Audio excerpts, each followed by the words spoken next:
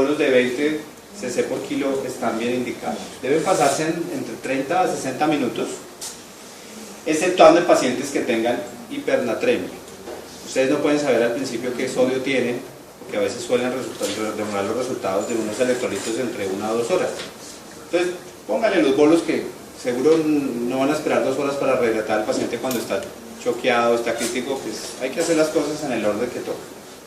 En este caso, bolos. ¿Hasta cuándo? Hasta que se recupere el estado de perfusión. ¿Okay? Generalmente son pacientes que están hipoperfundidos y tienen llenado capilar lento. Muchas veces están hipotensos. Entonces, hasta que recuperemos ese estado de hipoperfusión, ponemos bolos. El resto del tiempo ya manejamos al paciente con líquidos de mantenimiento. Si son niños pequeños, se utiliza, niños menores de 20 kilos, se utiliza la fórmula de Holley, ¿se acuerdan? ¿Cuál es?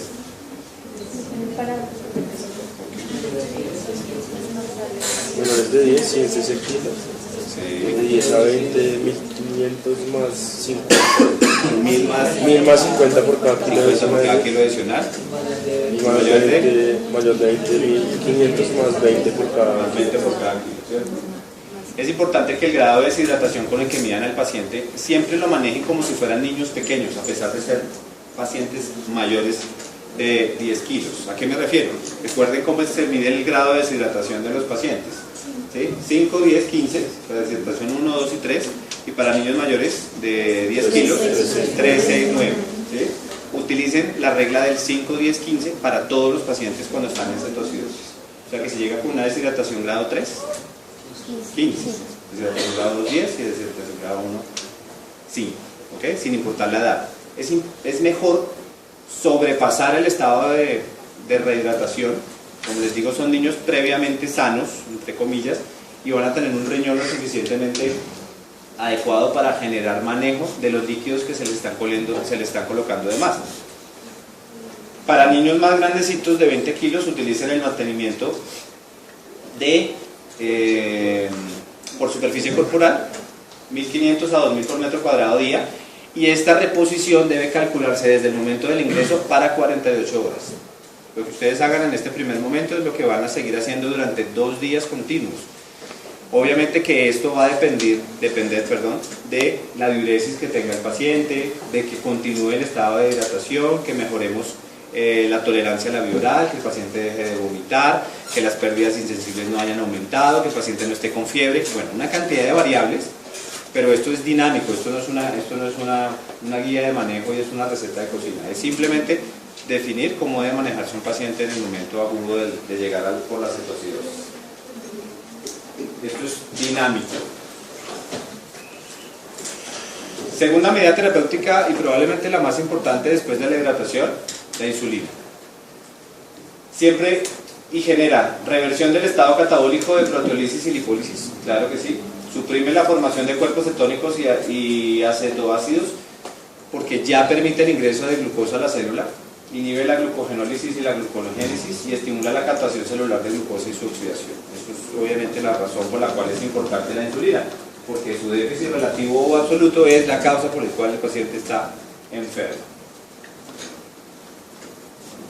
Entonces, ¿cómo se utiliza la insulina? Esto es una forma fácil de poderlo hacer. Van a encontrar varias formas en diferentes libros. Esta es la forma por la que lo manejamos aquí en la clínica y donde la mayoría de los servicios de urgencias aquí en Colombia manejan la insulina en los pacientes. En alguna literatura van a encontrar que para cetoacidosis diabética leve y moderada específicamente se utilice insulina de manera subcutánea, pero aquí realmente no la hemos titulado de manera adecuada, preferimos que se haga leve, moderado, severo de manera endovenosa. ¿Listo? Lo que se ajusta es la dosis con que el paciente se le pasa. Para una cetoacidosis leve, de acuerdo a los criterios de severidad que ya vimos, y que tenga una glicemia menor de 300, se ajusta a una dosis endovenosa de 0,025 unidades por kilo hora de insulina cristalina. Si es moderada, con una glicemia entre 300 y 600, a 0.05, o sea el doble de la dosis, unidades kilo-hora de insulina cristalina, y si es una cetoacidosis grave, glicemias entre 600 y 900 o 600 en adelante, porque pueden haber glicemias de 1300, 1200. Una dosis, el doble de la concentración de moderada de 0.1 unidades por kilo en bolo, y luego a 0.1 unidades por kilo hora de insulina cristalina. ¿Cómo se prepara? Para todos es fácil y así se hace medición. Mezclan 50 unidades de insulina cristalina en 50 cc de solución salina normal. Eso les da una unidad por 1 mililitro. Y así ajustan, de acuerdo al peso que tenga el paciente, cuánto le van a poner. Una pregunta, doctor. Las guías de la SPAC dicen que el bolo aumenta el riesgo de edema cerebral. Sí. Entonces, que idealmente uno monta la infusión desde el principio sin poner bolo. Igual lo puse como bolo, pero si tú te das cuenta, la infusión en bolo de 0,1 unidades por kilo, y si tú se lo vas a pasar en 1 hora, pues va a ser a final de cuentas la misma dosis que se le va a seguir. De pronto este bolo inicial es para que se acorte un poquito ese tiempo de hora, probablemente en unos 30 minutos, pero generalmente es para cetoacidosis grave, exclusivamente.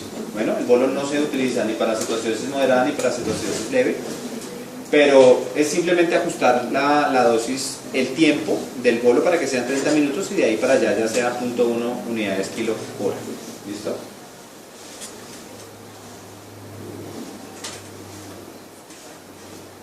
Importantísimo, iniciar dextrosa al 5% en glicemias entre 250 y 300. Entonces se debe monitorizar la glucometría con glucometría cada hora, y cada hora evaluar si necesitan disminuir la infusión de insulina, si estamos disminuyéndola más rápido de 50 a 100 miligramos por decilitro por hora. Si estamos haciéndolo muy rápido, bajen la infusión a la mitad o bájenla a un cuarto. Esto también es dinámico. No es pónganle la glucosa a la dosis que les dije y dentro de 6 horas volvamos a mirar a ver cómo va. No, eso tiene que ser por hora. La glucometría por hora, jefe, ¿cómo va la glucometría?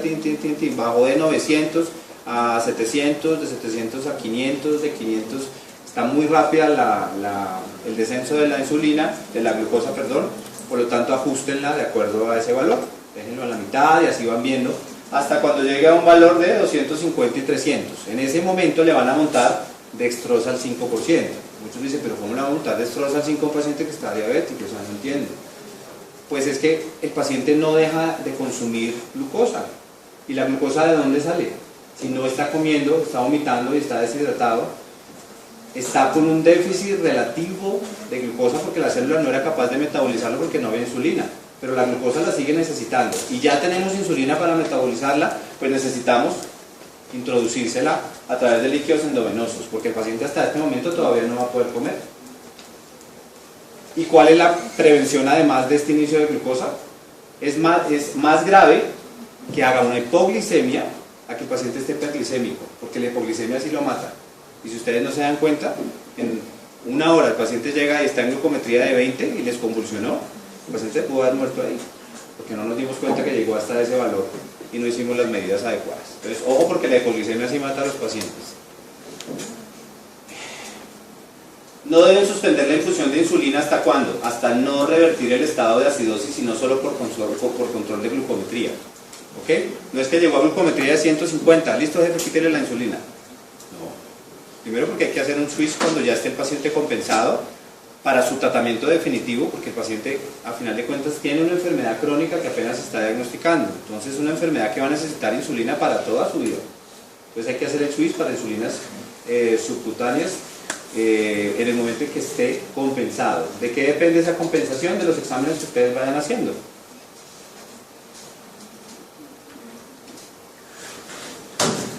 La compensación depende de qué?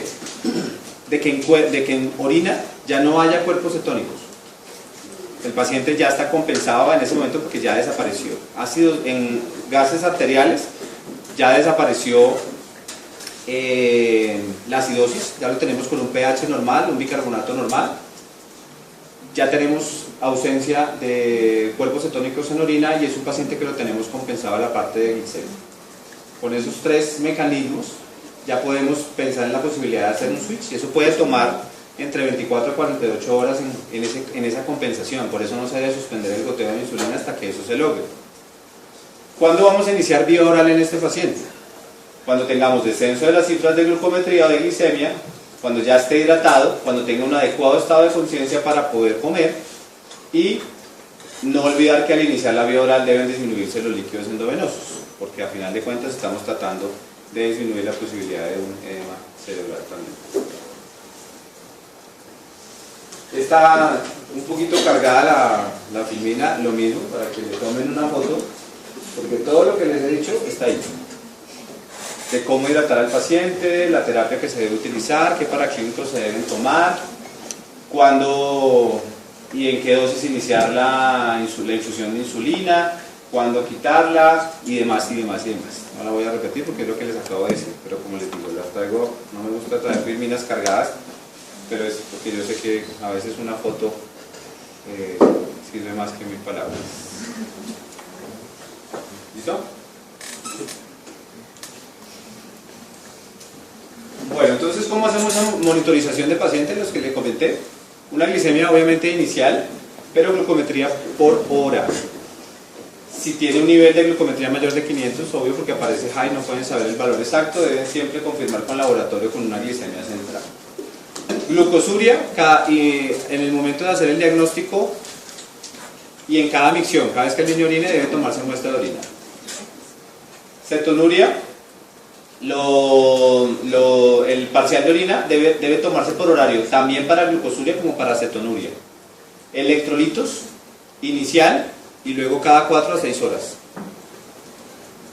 Gases arteriales iniciales y luego cada 2 a 4 horas de acuerdo al estado en que el paciente esté mejorando clínicamente, con un pH inicial arterial, y posteriormente, si quieren, en niños, ustedes saben lo doloroso que es tomar gases arteriales. ¿Alguna vez les han tomado gases arteriales? No, nunca hicieron prueba entre ustedes de gases arteriales. Bueno, deberían hacerlo porque es para que se den cuenta realmente lo torturante que es tomarse unos gases, y hacerlo en un niño mucho más. Entonces, tenemos unos gases iniciales, posteriormente tomen gases venosos que se toman de la misma muestra que se toma el resto de paraclínicos que se le van a tomar. Inicialmente tomarle creatinina, un cuadro mático, una cetonemia y cultivos. Ojo con el hemograma. El solo hecho de que el paciente esté cetoacidótico incrementa niveles de leucocitos. Entonces, no leucocitosis igual a infección. Si creen que el paciente puede estar infectado, séptico, pues lo más importante es policultivar, pero no tomar decisiones para el inicio de antibióticos basados solamente en un cuadro hemático con leucocitosis.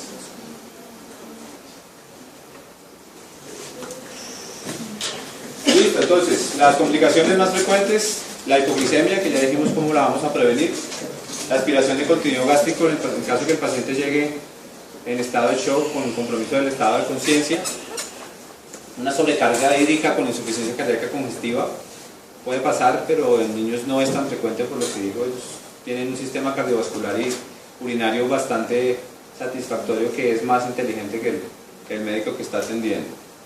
Y por último, y lo más importante, el edema cerebral.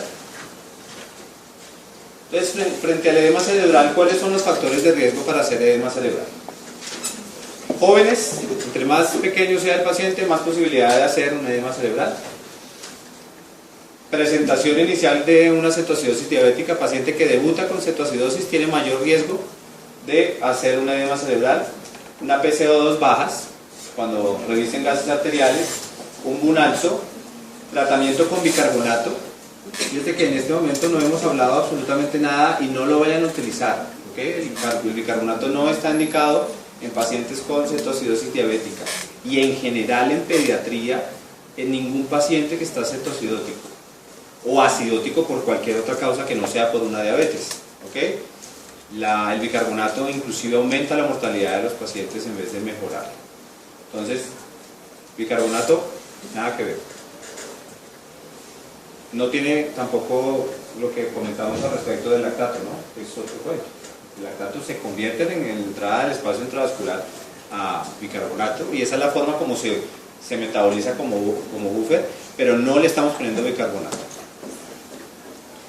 Pacientes que tengan deterioro neurológico agudo de 6 a 12 horas luego de iniciar el tratamiento.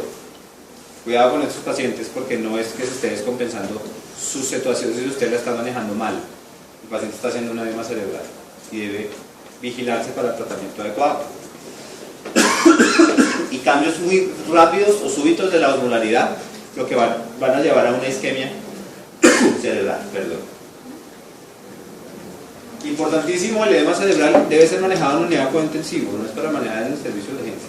Pero si este paciente de entrada, cuando llega en un estado de cetoacidosis, lo primero que tiene que montar es una remisión si en su sitio donde trabaja no hay una unidad de cuidado intensivo pediátrico, sin importar que sea leve, moderado o severo.